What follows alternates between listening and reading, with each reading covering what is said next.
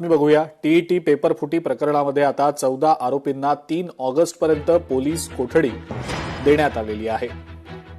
या प्रकरणामध्ये एकूण 15 आरोपी आहेत आणि या 15 आरोपींची एकत्र चौकशी केली जाणार आहे।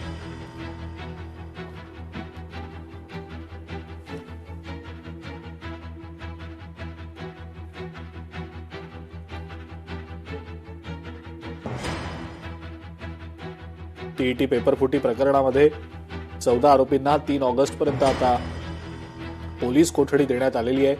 या प्रकरणात एकूण 15 आरोपी आहेत, त्यापैकी 14 जणांना 3 ऑगस्टपर्यंत पोलीस कोठडी देण्यात आलेली असून आता सर्व 15 आरोपींची एकत्र चौकशी केली जाईल।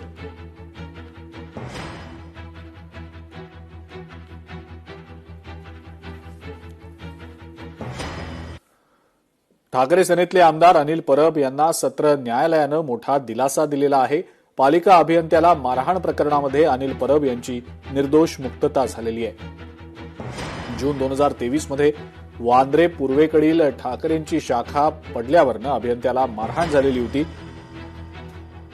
अनिल परब, माजी नगरसेवक सदानंद परब यांच्यासह इतर सर्व आरोपींची निर्दोष मुक्तता करण्यात आलेली आहे। पालिकेच्या एच पूर्व विभाग कार्यालयात सहाय्यक अभियंता अजय पाटील यांना ही मारहाण करण्यात आलेली होती।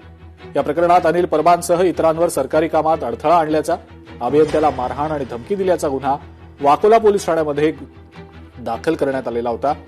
तर सदानंद परब यांच्यासह इतरांना अटकही करण्यात आलेली होती।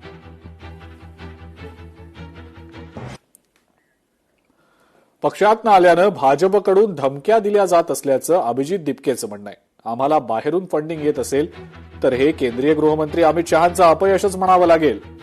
गुंड आणि अत्याचार करणाऱ्यांचं समर्थन करणारं हे सरकार आहे असं म्हणत अभिजित दिपकेंनी केंद्र सरकारवर जोरदार हल्लाबोल केलाय।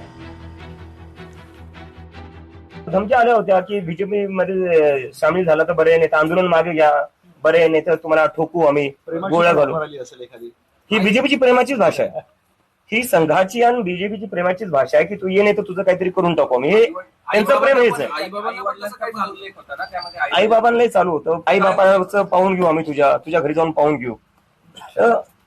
तुम्ही माझ्यावर काय करणार? तुम्ही माझ्या म्हणजे तुम्ही भीती एका 30 वर्षाच्या मुलाला, नरेंद्र मोदीच्या तर मला वाटतं मी नातवाच्या वयाचा असेल, अमित शहाच्या नातवाच्या वयाचा असेल मी, तुम्ही तुमच्या नातवाच्या मुलांना अशा धमक्या देतात, लाज वाटली पाहिजे तुम्हाला। म्हणजे काय करताय तुम्ही? कॉक्रोच जनता पार्टीला बाहेरून फंडिंग येते किंवा बाहेरून चालवण्यात येते, तर माझ्या मनात असा प्रश्न येतो, अमित शहा असताना हे सगळं शक्य कसं काय झालं? हे तर मग अमित शहाचं फेलियर आहे। जर आम्हाला बाहेरून फंडिंग येते किंवा कॉक्रोच जनता पार्टी बाहेरून चालतीये तर मग हे तर गृहमंत्र्यांचं फेलियर आहे। चाणक्य कसले मग तुम्ही असताना जर बाहेरून फंडिंग येते किंवा बाहेरून चालवण्यात येते, मग तर तुम्ही स्वतः फेल झाले आणि तुम्ही राजीनामा दिला पाहिजे। आणि 20 तारखेला ज्या प्रकारे विद्यार्थ्यांचा रक्त वाहण्यात आलं जंतर मंतरवर दिल्ली पोलीसच्या हातातून, ते अमित शहाच्या ऑर्डर शिवाय दुसरं कोणाचा ऑर्डर नसणार। लोकशाही मराठी ऐका, पहा, जागरूक रहा।